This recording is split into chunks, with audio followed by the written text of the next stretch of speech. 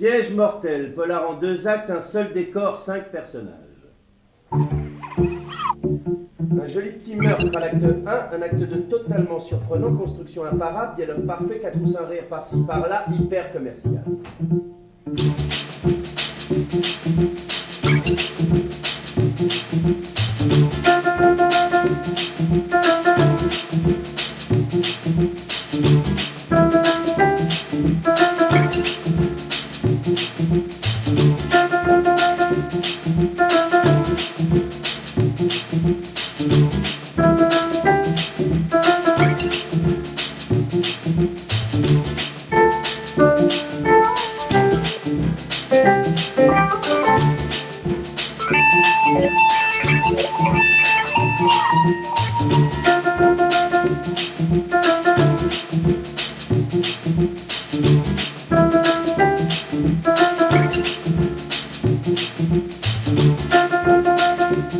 Vous savez quoi, ça fera un bon début de polar. Comment ça?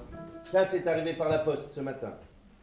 Et c'est l'œuvre de Clifford Anderson, un des morveux de mon dernier séminaire.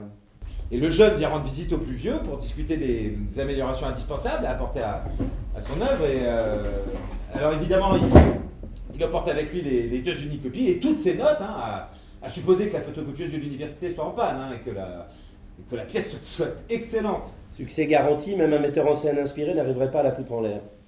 Le genre de pièce qui tient l'affiche pendant plusieurs années. Tu devrais être fier qu'un de tes élèves écrive une bonne pièce. Cette couteau, il a été utilisé par les très belles femmes brunes, mais elles faisaient semblante.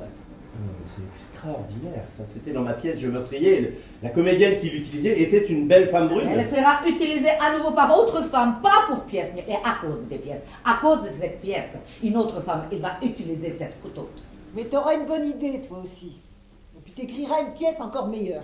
Je ne parierai pas là-dessus, s'il te reste de quoi parier. Et ce soir, je ressens les grands dangers pour vous. Et pour vous, je ressens la mort. Vous vous rendez compte, Clifford 11 ans de mariage. Et elle me croit capable d'un meurtre sanglant. Si c'est pas une belle épreuve d'amour conjugal, ça, hein? Tu serais capable de tuer pour une pièce à succès? Enfin, Mira, écoute... Évidemment.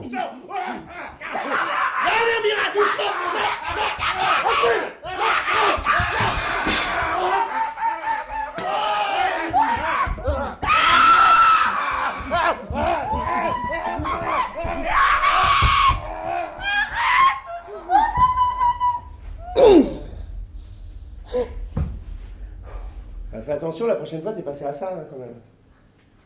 Bah, c'est le trac de la première et de la dernière. Si ça peut te consoler, c'est pas très agréable de se faire étrangler non plus. Mais c'est très bien qu'elle soit venue, finalement.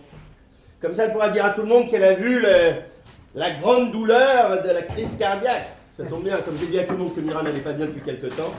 Tout concorde, c'est parfait. Bon, qu'est-ce que t'appelles le médecin? On se voit plus tard, t'en as pour combien de temps? Mais je sais pas, 2 heures peut-être, et il faut peut-être que je l'accompagne, je sais pas.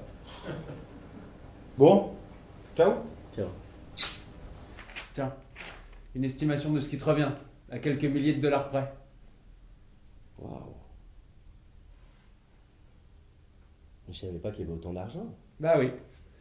Mira te disait pas tout, mais elle s'occupait très bien de ses affaires. Et ben j'espère pour toi qu'il t'a pas volé ton idée sur la voyante. Tu lui en as parlé? Qu'est-ce qui te fait dire ça? Je l'ai vu mettre la pièce dans le tiroir et la fermer à clé. Très discrètement, hein. Mais j'ai vu. Piège mortel. Polar en 2 actes.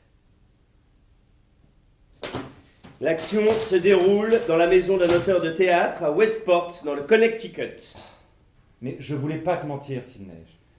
Je suis content qu'on se soit parlé. Tu vas écrire un polar qui va nous mener tout droit en prison. Tu me demandes si j'ai des réticences? Mais tu sais ce que t'es en train de faire, espèce de dingue! Personne ne pourra jamais prouver ce qui a provoqué la crise cardiaque de Mira. Personne! Je veux finir ma vie comme l'auteur de Je meurtrier. Pas comme le PD qui a zigouillé sa femme! Pierre m'a donné le montant approximatif de la fortune de Mira. 22 000 $. Dont la moitié part aux impôts. Il va y avoir un gros orage. Les arbres sont tombés des éclairs, des tonnerres, beaucoup de vent. Vous êtes sûr? Ah, ils ont dit à la météo.